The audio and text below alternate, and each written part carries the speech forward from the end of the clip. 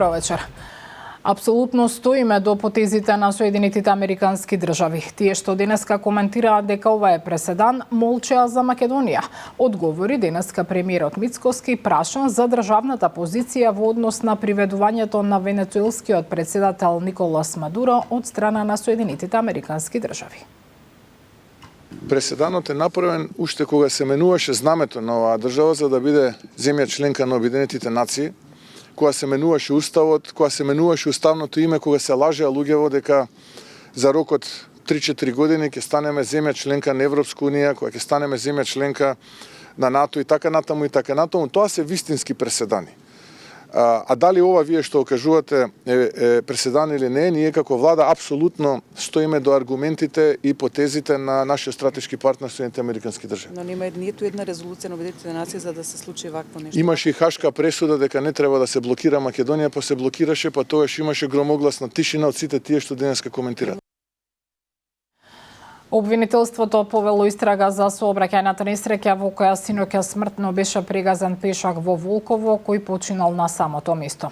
Обвинителството повело постапка за тешки дела против безбедноста на луѓето во сообраќајот.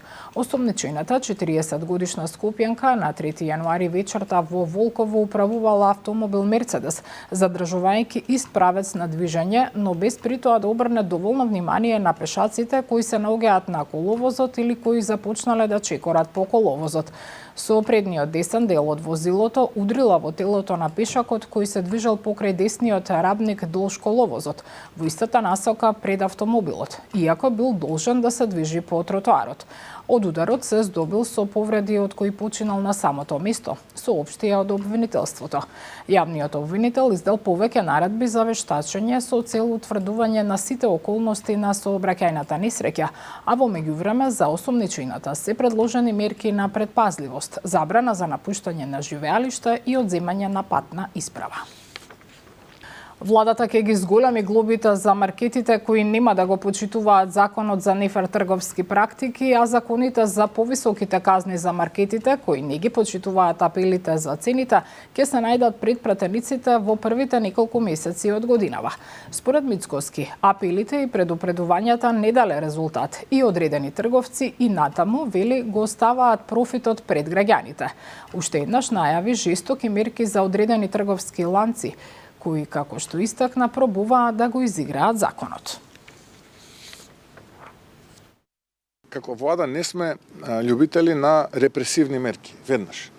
И цело време во моите изјави јас се обидувам да испратам порака до тие кои што се однесуваат незрело, неодговорно и лакомо. Тоа што порано беше некаков процент во форма на работа или не знам, денеска е маркетинг услуга, услуга за истражување на пазар и така натаму. И тоа полекано внимателно го документираме и го следиме. Кога ќе бидеме целосно подготвени, а мислам дека наскоро тоа ќе се случи, ќе почнеме да превземаме жестоки мерки. И покрај тоа што се случи со претходната председателка на антикорупцијска, сметам дека овој состав има интегритет да се бори со корупцијата, изјави во интервју за Канал 5 новоизбраниот председател на ДКСК Адем Чучулј. Забелешките од извештајот на Европската комисија се земени предвид од комисијата. Приоритет ќе бидат повеќе постапки против висока корупција и проверка на имот на функционерите, уверува Чучулј.